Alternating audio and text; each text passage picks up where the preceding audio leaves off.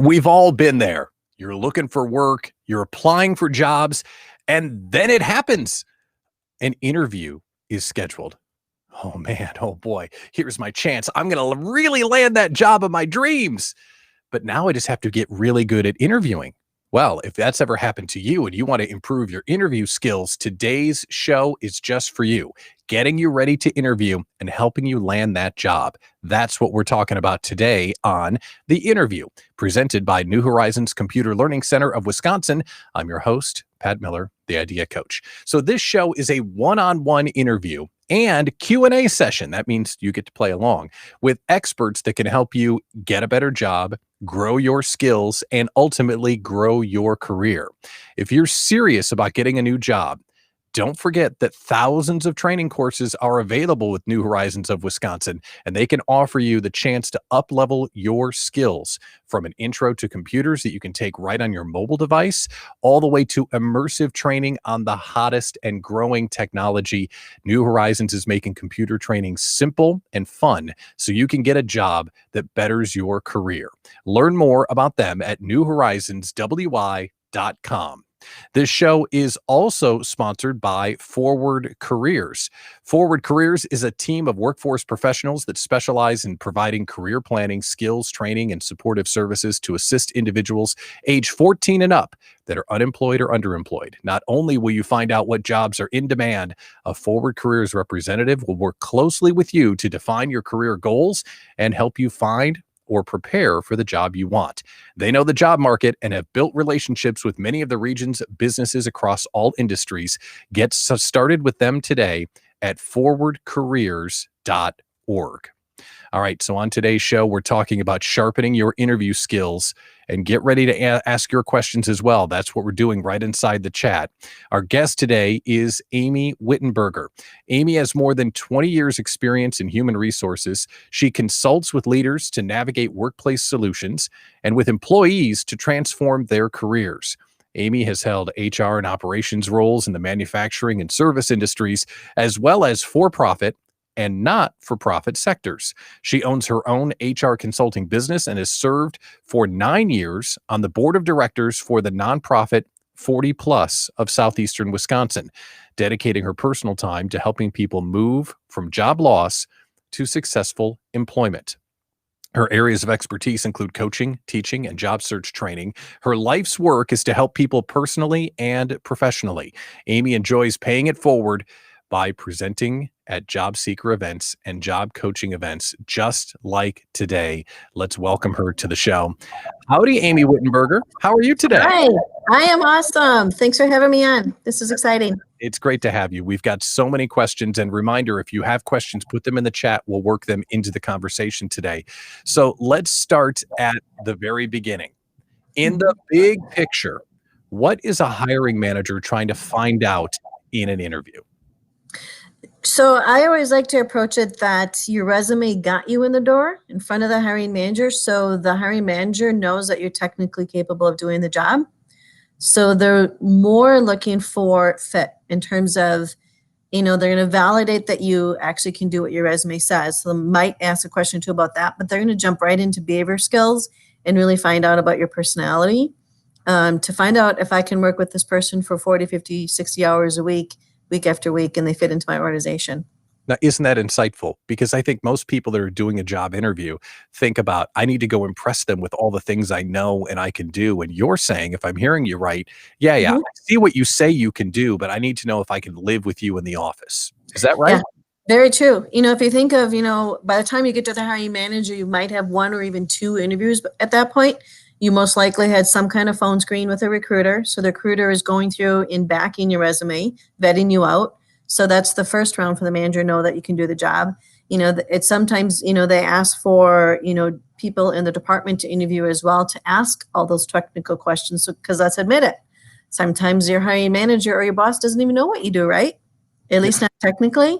So they'll ask someone else to ask all those technical questions. Then again, if you got the thumbs up, again, it's another clue for the hiring manager that you can do the job. Okay. So there's something else, which is fit. So fit is something that is really up to the taste of the hiring manager. So do you need to be on your best behavior, or is it really important just to be yourself inside an interview? Yeah, so I always recommend that you be authentic. So it is being yourself. However, you know, interviews suck. Let's admit it, right? They make you nervous as heck, right? And when you're nervous as heck, you know, sometimes you do one of two extremes, right? You kind of buckle down and you tone it back because you're worried about what you say, or you get so nervous that you start getting, a little hysterical and bubbly. So it's, a lot of it is just practicing your nonverbals in the tone of your voice, but trying to be authentic. And the best thing you can do is practice. Practice with other people, practice with friends, etc. We're in 7 or 8 minutes in this interview. I think you've already dropped two super important things. The manager knows what your skills are. They need to know if they can live with you. And don't show up trying to impress people with how smart you are. Just be yourself. Those are both really important things. But Yeah. let's talk about other action steps that potential job seekers can take to be better prepared for the interview, because it can be pretty stressful. What should we do to get ready? So, um, most of us will tell you that one way to approach the interview process, or maybe even the whole job search campaign, is to look at as a marketing campaign.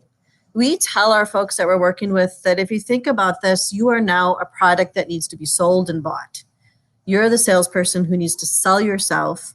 You need to convince that person that you do have the attributes that they're looking for, that your product can fix their problem. So you're in a sales pitch when you're in an interview. So you got to be on your game. So you still are selling yourself in terms of being better than all your competitors and why they should buy you and why they should hire you.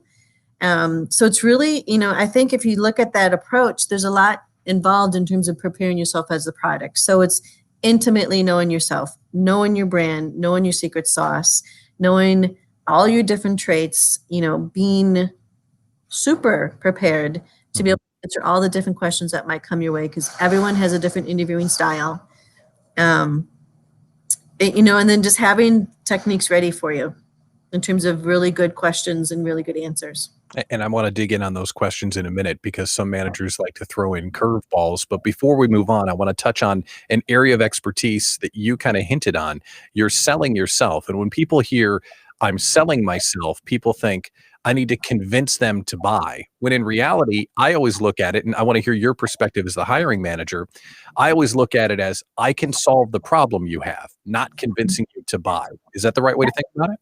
It's definitely, when we talk about one of the biggest mistakes people do is they want to really focus on me, what I can do.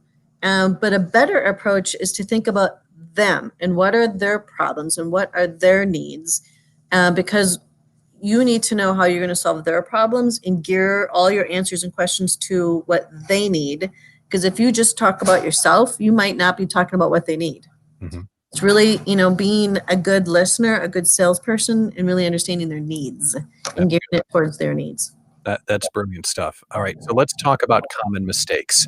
What are some of the common mistakes that you see people make in the interview process? And you touched on one, not Yep. focusing on their needs, but what else do you see over and over as you interview people when they make mistakes? I think if it's, first it's, again, thinking about them. So that means, Uber preparation. You're not only looking at the basics of the company and researching the website, understanding the job description as deeply as you can, but it is about, I think, where you're really going to stand out is if you can network, find some people that work there or have worked out to really find out about the culture. Do your, Google the company name and find out what's in their news, what are they saying is going on in the business? What products did they just launch? How are they changing the business? I think getting some really good, strong intel to show them you did your due diligence to set yourself apart with questions. That's really good stuff. So I've had interviews personally where I've interviewed people that didn't know what we were doing, didn't know anything about who we were. They almost showed up with a sense of entitlement of, well, I'm here. Are you going to hire me? You Yeah. run into that, don't you? Oh, you bet. There's, even after the interview when I'm doing orientations, first question I ask is, why did you choose this company? And they kind of bobble and ramble. I'm like, come on, people. Know your company. Tell me why you want to work here. Why are you so excited about this company and its mission? But some people don't get the training or don't get the advice to do that level of research. And let's talk about training for a second. New Horizons of Wisconsin offers thousands of technical training courses to teach anything about computers or technology. And it's really powerful for hiring companies because if someone doesn't have all the skills, they can go to New Horizons and get trained. So let's talk about applying at a position where you have almost all the skills. Will a hiring manager hire the right person and train them, or do you need to have everything coming in the door? Oh, most definitely not. So I always say there's no perfect candidate for any job. And if I'm really going to speak, authentically from an HR position, when we're posting jobs or when we work with a hiring manager to post a job and look at the job description sometimes isn't accurate as well. Sometimes the hiring manager doesn't even know at this time what they're really looking for to fill in their bench. I always tell candidates, if you think you have 75% of the job requirements or have 75% of the experience that they're looking for, you certainly should be considering the company if that's the company I'm going to look for. That's great. Great stuff. All right. So let's talk about where we're at when we get to the one-on-one hiring process, because there are now machines and scans and keywords that process all of these applications long before it gets to the hiring manager. By the time it gets to that one-on-one interview, how far along in the process is this job hiring event? So if you think about it, it's the hiring manager that has the final decision making. So you can probably consider yourself at the last step or maybe the second to last step. Sometimes the hiring manager, does have the hiring decision, but still will take it up maybe one level more to say, or to at least prove to his leadership or her leadership that this is the right person. So you're at this point, you're pretty far along if you're with the hiring manager in most cases. Everyone does interviewing differently and in different orders, but you can think of it as being far along, but please don't ever take that for granted until you have a written job offer in your hand. That's great. Welcome to the show, by the way. If you're just tuning in, this is The Interview presented by New Horizons of Wisconsin. I'm Pat Miller, the Idea Coach, and this show is dedicated to job seekers who are wanting to advance their career. We interview HR experts about everything from training your LinkedIn to doing better with your resume. And today we're talking about interview skills, and we're doing this show once a month. So here's how you can stay connected. Become a VIP of the show. Visit the link that's on the screen, and we'll send you reminders of who's coming on the show each month, and we'll give away prizes. We're giving away a $50 Amazon gift card to a VIP this month. So it's simple and free, and we promise not to spam your brains out. Just go to the link, and that way you can stay in touch with the show. And thanks for tuning in today. We appreciate it. We're talking with Amy Whittenberger, an HR expert, and we're getting to the good stuff now. What are some of the common questions that we need to be ready for going into a job interview? So I think there's 10, and hear me out. So they're always going to ask an exit statement. So why did you leave your prior company? Okay. So be prepared for that one. A lot of times to break the ice and start the interview, they'll ask something like, so tell me about yourself. A very broad question about yourself. Let me ask a question though, because these are really good. I want to hear all these questions, but I want to stop because, okay, go back to the first one. Why did you leave your previous company? What if you just didn't like it, or the people were jerks, or you didn't have the opportunity you were promised, or whatever? Like, you hear people say, don't say anything negative. Like, how should we answer that if it wasn't a panacea? You're right. So, the people that have been positioned, eliminated, or downsized, that's an easy answer, right? It's a two-word answer. I was downsized. That's an easy out. That's an easy way. The format for your answer is, again, to be positive and show forward thinking. So, there's been plenty of people who lost their jobs.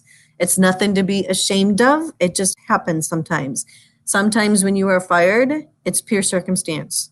New leadership comes in, they need to make changes in terms of how people are working. You get a new manager and you two are just oil and water. It's not going to work out. The best answer is an honest answer. So if you've been fired, say it. Don't use the word fired, but this is a sales pitch. So you're going to use positive forward thinking words and tones. Yeah. And I say something like, the job didn't work out. My manager and I realized it. We agreed that it was time to move on. And you know what? It turned out to maybe a blessing in disguise because now I'm able to choose a job that really fits me. Something like that. Yeah, that's good. That's really good. Okay, I just wanted to hear that because that's a tricky question. So we got questions down. Keep going because these are awesome. Yep. So they're always going to ask, especially in the beginning, what is your salary range that you're looking for? I cue people in to say, but we're not talking about the past at this point. We're talking about the future. So the salary you're looking for is for the job you're applying for. It's not what you made in the past. So there is a difference. So just do your research. There's plenty of websites you can go to research salary ranges for particular jobs. But how do we do that, Amy? I'm sorry to interrupt. Okay, Oh, so sure. it's a job that you're doing your research and it looks like it should pay $60,000, right? Mhm. In the interview, are you supposed to say, "Oh, well, I'm hoping for 75 and hope you get 60?" Or are you supposed to say, "I'm hoping for 60 and hope you get 60?" I know that sounds silly, but these are like, as an Oh. interview candidate, like you got to make a choice how you're going to play that.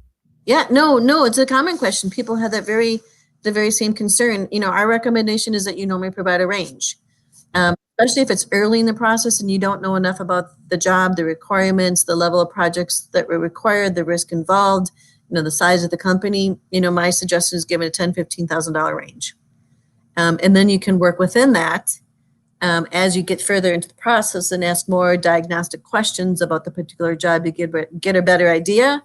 And most likely, they'll probably reconfirm that same question at the end. And then you can say, based on what I've heard in our conversations throughout this interview process, either my range is still a good range for what my research tells me. Mhm. Change the range, up it or lower it. Yeah.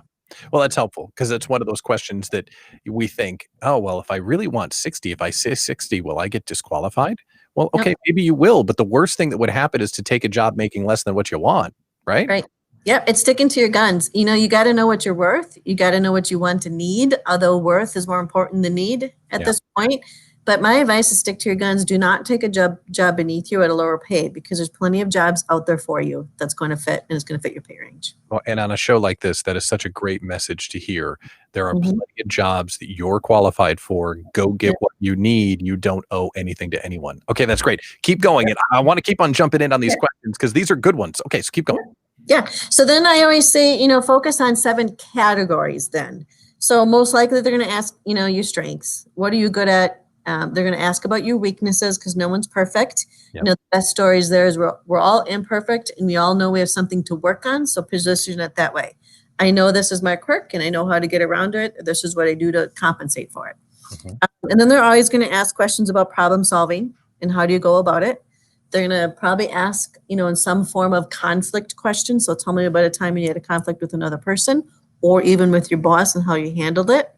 I always like to say, conflict, gets the worst rap in the world. I think a lot of things come out of conflict if you handle conflict well. And that's a really great way to approach the question. And then they're going to ask about dealing with difficult situations or people or situations in terms of like a project you're on that was going south. How did you turn it back around? So how do you deal with difficult situations? And then they might even, get to the harder ones. So they might ask something like almost with a negative tone or even like an ethical one. Like, if you know a project was going south and you should be telling your manager but didn't, why did you make that choice not to tell your manager? Yeah. Kind of get into your ethics and your ethos and how you think about things. And then sometimes a negative question, just to really see again how you handle negative situations and turn them into positives. And that's almost more important than the question itself, because aren't a lot of the interview questions really the question behind the question? I don't care if you were the superhuman person that saved the project. I care about how you thought and what you valued, right? Yes. And how you worked as a team player through Mhm. how you treated people during it, how you influenced them to get good results. You're right. It is the backstory. And that's why they call it behavior questions, because I want to know about your behaviors behind the situation and how you handled it. Got a great question here from someone in the audience. And if you have questions, drop them into the chat. Claire wants to know, do you have tips for someone when they don't hear back from the hiring manager? Is it okay to reach out? What's the best protocol? Yes, a very common question. So first of all, I'm going to speak up for hiring managers and recruiters. It's not that they don't want to get back to you. It's not that they don't like you. It's just that they're extremely busy people with very tight time frames. So cut them some slack. But on the flip side, I know it's excruciating not to get feedback or not to hear something. So yes, of course, one of the best questions you can ask before an interview is over at the end is, what is your time frame for this process? May I call you X date? or in 4 days or whatever. Lay something out that you can act on, and if you haven't heard from that date that they give you, then place a call and say, hey, I'm really excited about the conversation we had and the opportunity. Want to know if I have any, you can give me any feedback. So yes, always follow up to show that you are excited and interested. And I would always say, leave yourself about 2 or 3 times to follow up. After that, if you're not hearing after 3 times, you can probably let it go. I don't want to let it go, though. I really want I want to I keep know. calling them. Come on. I know, but there's really cool things you can do. People always say, when is it that I'm too aggressive? Am I stalking the person? And by no means do I mean that you should stalk them. Mhm. Creative things you can do to show your interest or follow up an interview. If you knew they address something particular in the interview that is going on in the company, why not send them a document or an example of your work as a follow-up? It would make you stand out from all the other candidates if you continue to follow up with examples of your work or answer how you might solve that problem. One thing I had success doing I'm sorry. One of the things I've had success doing in other jobs that I've applied on is to kind of do a little bit of work for them based out of the interview. So in the interview, they say, we're really having a hard time with XYZ. Yes.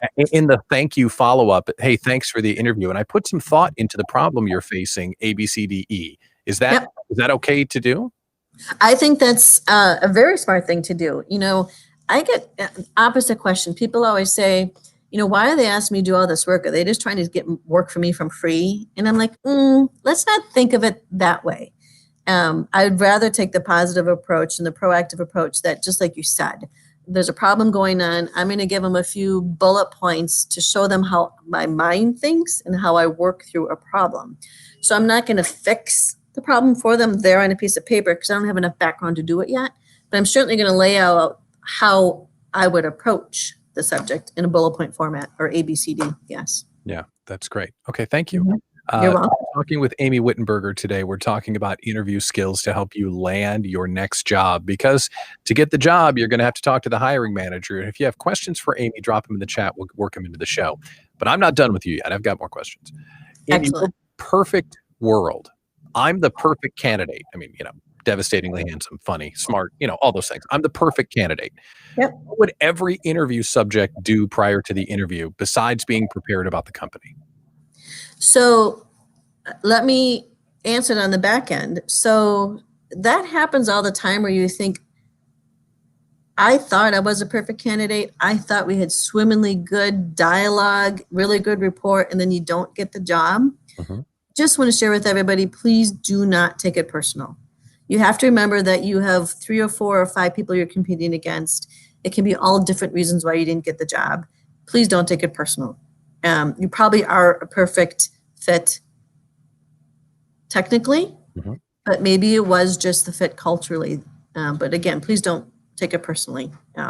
It's a crushing thing to get a rejection. I just want to be able to throw that in to help people with that rejection because it happens. So being perfectly ready, I think one of the strongest things you can do when you're preparing your answers, we call them car stories. It's all over the internet. This is nothing new. They call them car, they call them soar, they call them star, but it's just a format for answering a question. And I think it's the perfect structure to get you to articulate clearly your skills and your strengths without blowing up the question by being nervous, not being prepared, going down the rabbit hole, having too many ums and ahs. So the best thing you can do is have about 10 different stories that you can talk about in terms of your accomplishments. So go through your resume, pick out your accomplishments, pick out 10 you want to talk about, or think about those 7 categories I talked about and have a story for each one. But I like to, CAR and STAR and SOAR are very common acronyms out there. When I started doing this 10 years ago, I built my own format, which is called SMART CAR Stories. And it's really just adding 2 more things to the acronym. Because I found out that when you get into answering a question, it's very common that you literally just jump right into the answer. And our human brains don't work that way. It's much better for the person listening to you if you lead them into the conversation. It's kind of like, if you think of, some of the best books in the world, the very opening line of that book is a famous book. Like, if you remember Tale of Two Cities, everyone knows the opening of that book. And you want to get them in there by setting the stage, I call it. So lead them in with something that's going to have them physically lean into your story. So use one phrase to lead them into the question or lead them into the answer. And then the second thing is try and be personable and memorable. Again, they want to know if you fit. They want to know your personality. So smile, enjoy yourself, be animated, use your hands and your body and show your passion towards what you accomplished, but also make it memorable. And you do that with what I call R. When you're presenting your results, use a little razzle dazzle in the story. Use some words that stick out to them. If you think in the end when they're sitting back and they're looking at 3, 4, 5 different people they're interviewed, it's human nature to be able to say, of all those people we talked to, I don't recall what a lot of them said, but sometimes they'll say, yeah, but I remember when she talked about the Super Bowl. They'll pick out words, memorable words, and you'll stand out in that format. So I highly recommend using this SMART car format, preparing, we always say at least 10 of these different stories or answers so that you can clearly articulate and be prepared. The beauty of this is if you have 10, you can probably answer almost any question that comes at you. So And you totally interview. And that standout part, I think it's important for candidates to understand just how many applicants. So if you posted right now a cloud engineer for one of your clients, how many people will apply on that job? Depending on the size of the company, probably in the location, 150 to 500. And that's why you have to stand out. Because when you're done, even after doing only 5 or 10 in-person interviews, when you're sitting around with your boss or your partner, you have to say, that girl that got kicked out of Harvard, she really impressed me. Like whatever the story is, like you have to have that hook, right? Yeah, you are absolutely right. And that's the word we use, hook. Everyone, the best, if you think about the people when you see on the internet, the best people that you remember are the ones that have charisma or tell a really good story as part of whatever they're trying to teach or get across. So if you can be a storyteller with that setting the stage and that ending with some razzle dazzle and hook, you got them hooked. They will remember you. This is They'll awesome. with you. We're talking with Amy Whittenberger about how to ace the interview. This is The Interview, sponsored by New Horizons of Wisconsin. I'm Pat Miller, the Idea Coach, and this is a monthly show specifically for job seekers to help you get a new job and get the job of your dreams thanks to the help of New Horizons Computer Learning Center. And you want to stay connected to the show because we're giving away free stuff, right? Become a VIP. Use the link that's on the screen right now. Visit that link and register, and we'll send you an email every month and let you know who's going to be on this month's show so you can tune in. The other way you can stay in touch is to subscribe to the YouTube channel or follow us on Facebook if you're watching us there right now. Everyone on the VIP list has a chance to win a $50 gift card just for being awesome. So take advantage of that link and do it. Now, we have questions coming in from the audience, and this is a great one. Steve Brandon wants to know, is there any effect to sending a handwritten thank you note or even an email? Some people say this makes a huge difference, but others say it's outdated. What do you think?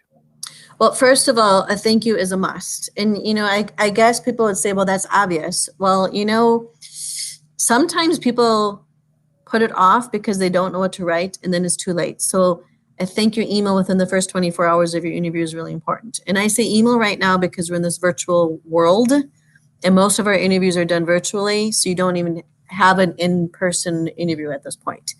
If you're lucky enough to figure out that they are in fact reporting into the work site, you are definitely going to set yourself if you send a thank you note, a thank you card.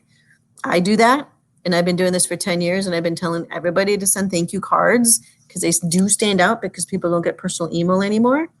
But I still hear people only send emails because it's easy.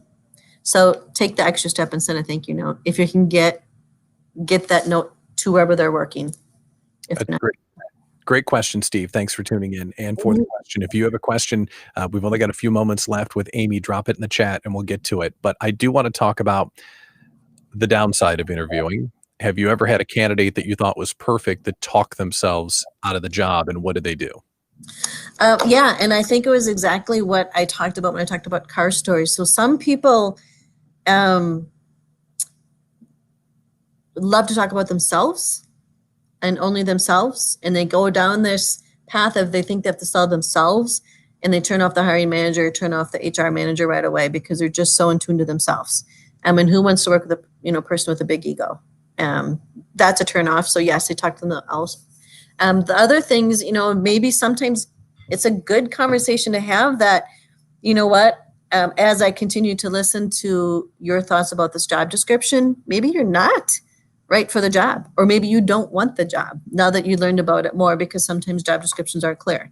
And that's okay too, is to be honest. I have people come to me and say, I don't know what to do because I'm now in the interviewing process and I don't want the job. And I'm like, well, what would you like to do? Use that form of empathy. Would you want someone to be honest and say, I don't want to pursue this so they can pursue other candidates? Or do you go down the path and wait for an offer and then decline it? What would you want people to do to you? You'd want them to be honest. Yeah. All right. That's great. Another question from the audience. Thank you, Kathy. Kathy Porter wants to know, what if you interview with 8 people? Do I send 8 separate thank you cards? I don't even know how to say other than of course. Of course. Wouldn't you want that? What if Joe says, well, I got a card. Isn't that nice? And Sally says, well, I didn't get a card. Oh my God, you're out. You're done. Yeah, that's bad, especially if Sally's the boss and you sent it to Joe. That would not be a good look. Don't do that. Right. All right. So you're a part of a really great organization, a board member, I think you said, 40 plus in Southeastern Wisconsin. Tell us about that and what you do. So thank you. I do believe wholeheartedly in what we do in our mission. Our mission is to work with job seekers. So we work with people that have experience and want to help them be self-advocates for themselves in terms of understanding the strategy and what are the best strategies for running your own campaign and getting a job. We're not recruiters. We don't give you leads, but we teach you all the strategies and provide the emotional support in terms of continuing to build you up during this process so that you can be your best self or best version of yourself while you are in the process. So we're about, teaching the strategies and helping people. We have 8 different networking groups throughout the month. Wow. At times, different dates. Different facilitators have different methods and different ways that they run their meetings. But it's always about what we can do to build you up and be the best version of yourself. And with that group, 40 plus, you wouldn't think that those folks need it, but they're facing a headwind when trying to get hired. Can you talk about the reality of someone that has gray hair and no hair like me, going out in the community trying to get a job? It's not the same as when I was 23. Right, you're right. So the first thing, the misnomer is the number. So the number would actually refer to salary back in the day. But the 40 does work for us because we work with people that have experience already. So not that we're not going to help anybody, we're not exclusive, but we tend not to work with high school kids, college kids that have no work experience. We tend, our slogan is we put experience back to work. But you're right. So one of the very main questions, and I'm surprised it didn't come up today, is age bias. My response always is, I think companies are looking for people that can do the job. If they don't want you because of the way you look, you don't want them either. But I really don't think age or experience is a reason why you're not getting the job. I think it's other reasons in your resume or your interviewing skills. And it's one of those easy excuses. Well, I guess they just didn't want me. I guess I'm too old. Well, you might need to look a little more inward. Right. Or be more relevant. Yeah. Ooh, snap. Which means you better have better technical skills. And if you want technical skills, New Horizon. Okay. I had to say that. Right. There you go. Got a question from Brian here before we go. When an employer asks, tell me about yourself, how brief should that be? Do they only want to hear about your work experience or a little bit more about you personally? So this is a good question because it's probably knowing your audience if you can. And I know it's hard to read people in a few questions. So if you're fortunate enough to have a recruiter putting you in front of someone, ask the recruiter what to do because they know the hiring manager and what the person's like. If you don't know, I would err on the side of, again, showing them your whole self. So be brief. So this should be a very practiced answer. but you're going to start out talking about who you are, what your major strengths are, perhaps an accomplishment. And if you can weave in something about yourself, I would. Like, for example, I always bring in 40 plus in the work that I do without getting paid to help people, because it's a part of who I am and a part of my career and how I help people. So it's a good way to bring in something personal. But yes, if you can't do it in about yourself, think about how you're going to bring it into the interview at some point. Something about yourself. Well, if you'd like to improve your chances of landing your next job, check out newhorizonswy.com. And our training staff is literally standing by on the chat bubble, and they can help you make sure that you have the skills so you're qualified for your next dream job. That's newhorizonswy.com. Also, a thank you to our sponsor for the show this week, Forward Careers. We appreciate their partnership. Don't forget to sign up for our VIP giveaway. Now, this is really cool, a $50 Amazon gift card just for being in the group, and we'll also send you a reminder each month so you don't miss interviews just like this.